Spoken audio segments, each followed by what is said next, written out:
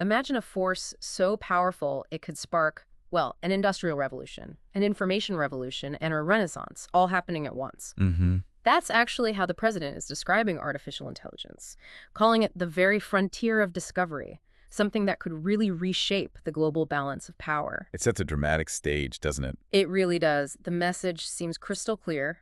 America sees itself in a race, a global race for dominance in AI. Yeah. So, welcome to the deep dive.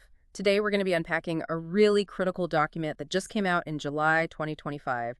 It's called America's AI Action Plan, and it's straight from the White House.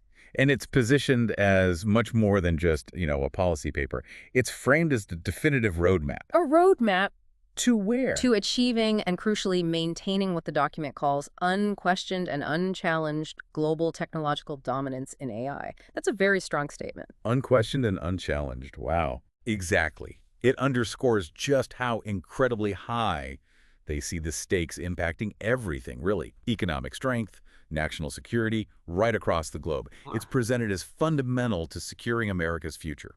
Okay, so our mission for you today is to help you get up to speed quickly on what this really ambitious plan actually means. We're going to break down the main findings, Huh. pinpoint the key recommendations, the actionable stuff. We'll try to uncover the thinking behind those decisions, the analysis. And then explore the real-world impact, right? What does this actually look like on the ground? Exactly. It's not just about understanding a government report. It's about seeing how this vision could, quite fundamentally, reshape the world around us. So yeah, let's dive in. Let's do it. So at its core, the report really hammers home this idea of a global race for AI dominance. It explicitly draws that parallel to the space race. It does, and it builds on earlier steps, specifically mentioning President Trump's Executive Order 14179, removing barriers to American leadership in artificial intelligence as sort of a foundational piece. Right, setting the stage. Yeah, and the vision laid out is, well, it's incredibly ambitious. They talk about a new golden age of human flourishing, economic competitiveness, and national security. A new golden age. What does that look like in their terms? That industrial revolution, information revolution, renaissance idea? Well, the Industrial Revolution part points to AI accelerating discovery.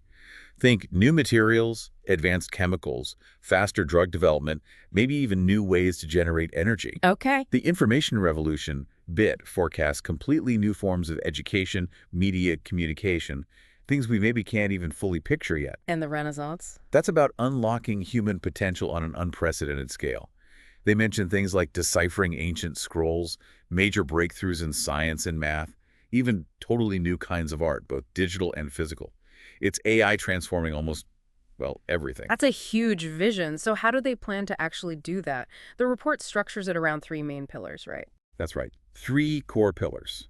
First, accelerate AI innovation. Second, build American AI infrastructure.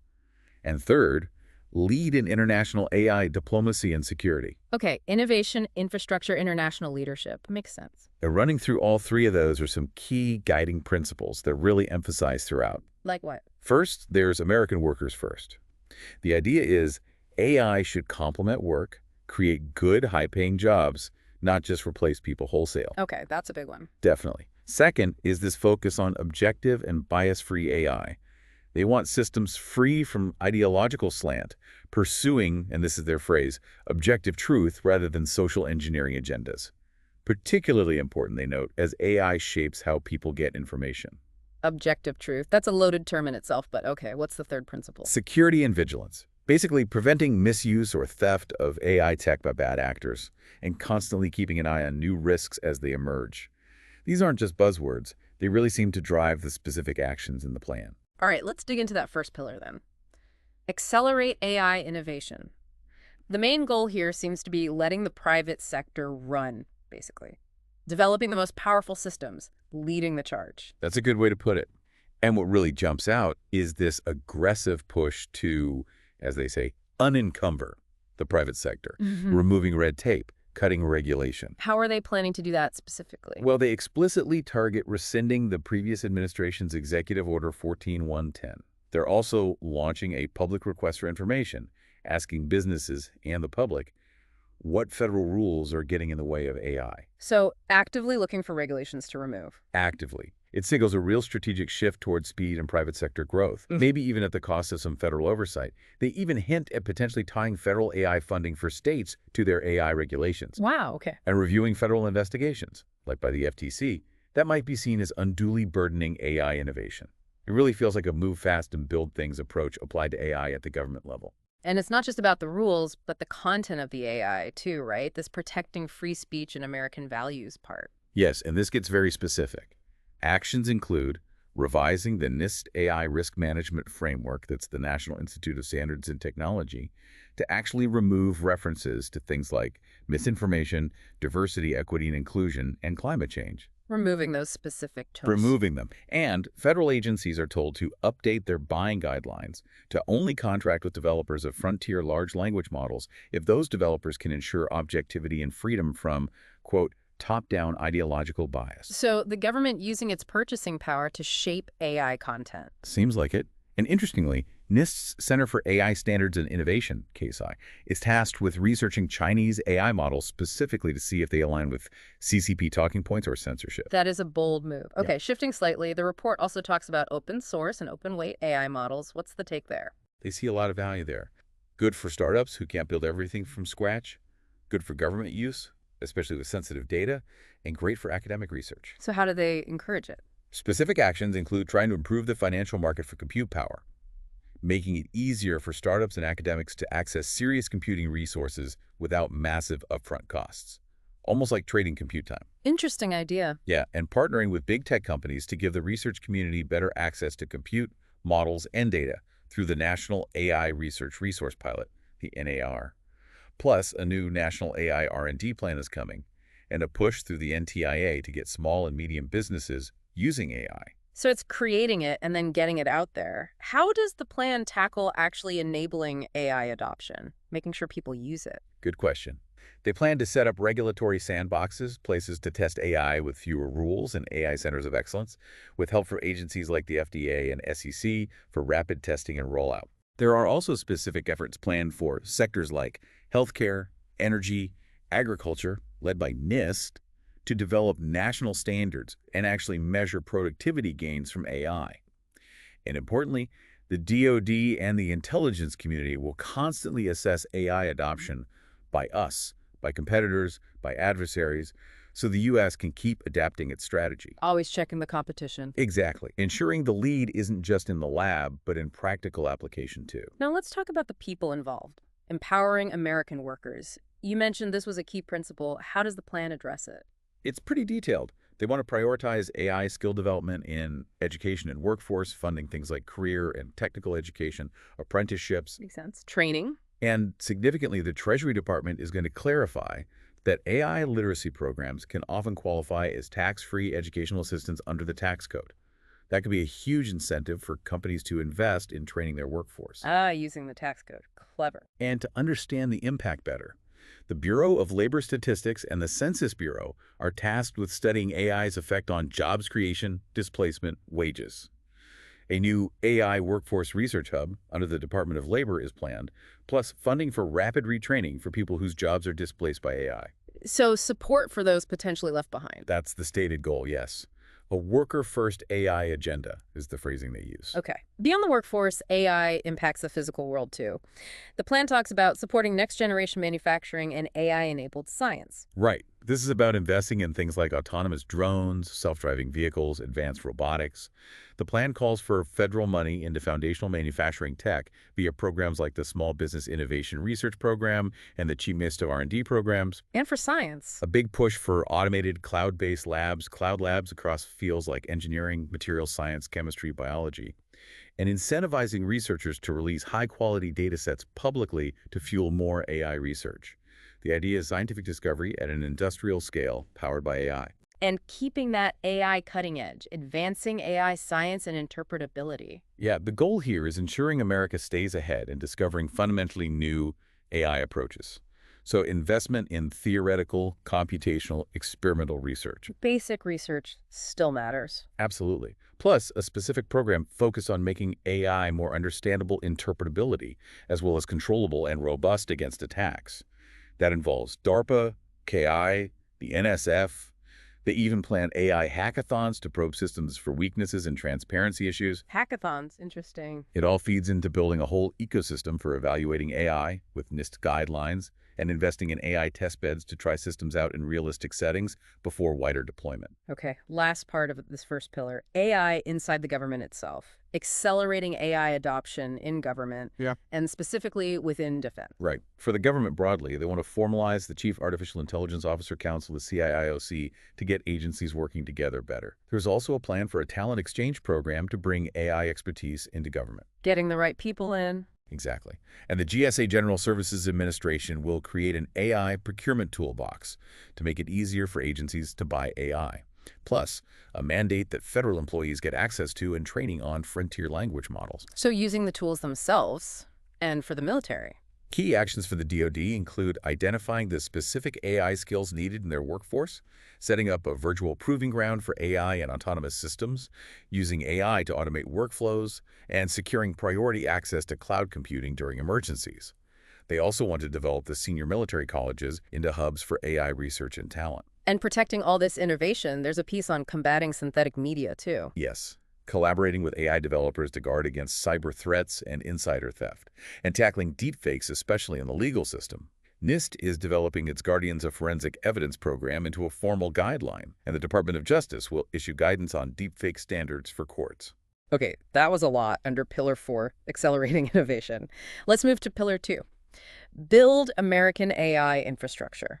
The report is pretty stark here, isn't it? Saying AI needs way more energy, calling to build, baby, build. It really zeroes in on the physical necessities. You can't run massive AI models without massive infrastructure. So streamlined permitting is a huge focus. Cutting red tape again, but for building things. Exactly. For factories, data centers, power plants, actions include creating new fast-track environmental review categories under NIPA, specifically for data centers, expanding existing expedited processes like Fast 41 to cover these projects. What else? Streamlining rules under the Clean Air Act, Clean Water Act, making federal lands available for building data centers and power generation. But, and this is critical while maintaining security, ensuring the domestic AI compute stack uses American tech, free from foreign adversary components. Security is still key. Absolutely. They even plan to use AI itself to speed up environmental reviews, a DOE project called Permit AI. Using AI to build AI infrastructure faster. Okay. The electric grid is a major theme here, too. A huge theme. The analysis is blunt. Yeah. The U.S. grid isn't ready for the demand coming from electrification plus AI. So the plan to develop a grid to match AI innovation has several parts. Like what? Stabilizing what we have. Yes. First, stabilizing the existing grid, preventing useful power plants from closing too early, using backup power better. Then, optimizing existing resources, smarter grid management tech, upgrading power lines. And building new stuff. Definitely. Prioritizing connecting reliable power sources faster and really embracing new generation tech-enhanced geothermal, advanced nuclear fission, even fusion down the line. Plus, reforming electricity markets so the financial incentives actually support grid stability. It's a massive overhaul plan for the grid. And central to the hardware side is restoring American semiconductor manufacturing, bringing chip making back. Absolutely critical. The plan calls for the Commerce Department's GHPS program office to refocus, emphasizing return on investment for taxpayers and stripping out requirements they deem extraneous. Streamlining GPS implementation. Essentially, yes. And reviewing existing semiconductor grants and research programs to push faster integration of AI tools into the manufacturing process itself. Related to that, secure data centers for government. Right. High-security data centers for military and intelligence community usage. This means new technical standards developed by DoD, the NSC, NIST, CAN-ISI, and pushing agencies to actually use classified cloud environments for their secure AI work. Makes sense. And building all this takes people. The skilled workforce angle again? Yes, training a skilled workforce for AI infrastructure. Wow. They recognize you can't build data centers and power plants without electricians, HVAC techs, etc. So a national initiative to identify these high-priority jobs. And then train people. Partnering with state and local governments on industry-led training, more early career exposure, pre-apprenticeships, and significantly expanding registered apprenticeships in these critical construction and maintenance trades. They see these as essential high-paying jobs for the AI build-out. Okay, last piece for Pillar to Second, cybersecurity for all this new critical infrastructure. Crucial point. The analysis notes AI is a double-edged sword for cyber, useful for offense and defense. So the U.S. needs a really strong defensive posture. How do they plan to achieve that? To bolster critical infrastructure cybersecurity, they propose establishing an AI Information Sharing and Analysis Center, an AI ISAC led by DHS with KSI, to share threat info about AI security. Like the ISACs for other sectors. Exactly. Huh. Also, issuing guidance to the private sector on fixing AI-specific vulnerabilities, promoting secure-by-design principles for AI in critical systems, and making sure federal agencies are ready to respond to AI-related cyber incidents by updating their existing plans and best practices. Okay, that covers infrastructure. Let's move to the final pillar. Lead in international AI diplomacy and security. This is about America's role beyond its own borders. Right. This pillar is really about projecting American AI leadership and influence globally. The first part is exporting American AI to allies and partners. Why is that a priority? The thinking is twofold. Meet the global demand so allies don't turn to rivals, like China, and proactively spread American tech and values to counter competitors. So AI exports as a strategic tool. Pretty much. The specific action is a new program in the Commerce Department to collect proposals for full-stack AI export packages, hardware, software, services, and coordinate facilitating those deals, provided they meet U.S. security standards. Solidifying alliances with technology. That seems to be the idea. Then there's the flip side, countering Chinese influence in international governance bodies. What's the concern there? The report argues that many international groups discussing AI rules are pushing frameworks with burdensome regulations or vague codes promoting cultural agendas that do not align with American values or are heavily influenced by Chinese companies. So the U.S. plan is to push back. Explicitly. To use its position in these international bodies to advocate for AI governance that promotes innovation, reflects American values, and actively counters authoritarian influence.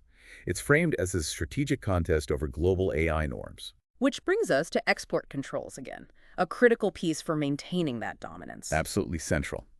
Under strengthening AI compute export control enforcement, they're looking at things like using location verification features built into advanced chips to make sure they don't end up in countries of concern. Tracking the chips. Essentially.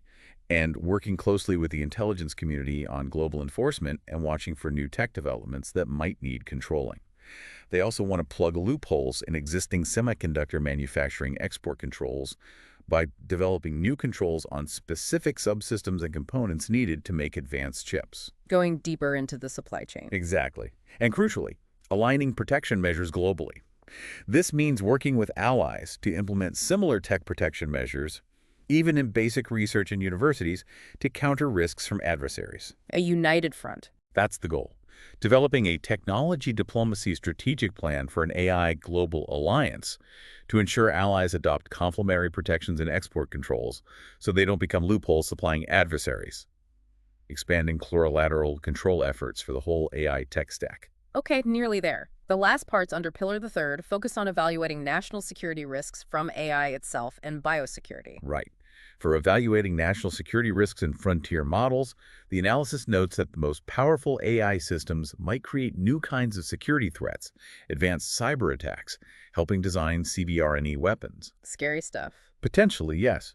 And because the U.S. leads, the risks we face today might be the risks adversaries face tomorrow. So the plan is to evaluate cutting-edge AI systems for these risks, partnering with the developers. Also assessing vulnerabilities in adversaries' AI systems, especially if they're used in critical infrastructure, by prioritizing recruitment of top AI researchers into federal agencies to conduct these evaluations. And finally, investing in biosecurity. Why the specific focus on bio? Because AI has huge potential in biology, discovering cures, designing drugs, but that same power could make it easier for malicious actors to design and synthesize dangerous pathogens. The dual-use problem again. Exactly. So the action here is requiring any institution getting federal research funds to use DNA synthesis tools and providers that have strong screening processes for sequences and customers, and developing ways for these providers to share data to spot potentially fraudulent or dangerous orders. It's about building defenses against misuse in the life sciences. Okay, so as we wrap this up, stepping back, it's undeniable. America's AI action plan is, well, it's massive in its scope and ambition. Really is. It's not just about tech, is it? It's a comprehensive strategy weaving together national security, economic competitiveness, and potentially changing the day-to-day lives of, regular American workers and citizens. I think comprehensive is the key word. It touches everything from pure research and private sector innovation through building enormous physical infrastructure like power grids and data centers, all the way to complex international diplomacy and export controls. Yeah. The core message running through it all is this relentless drive for global leadership, aiming for, as they say, nothing less than securing America's future in this new age of AI. So it leaves us with a pretty big question for you, the listener. What does achieving this unquestioned and unchallenged global technological dominance in AI actually mean for you personally?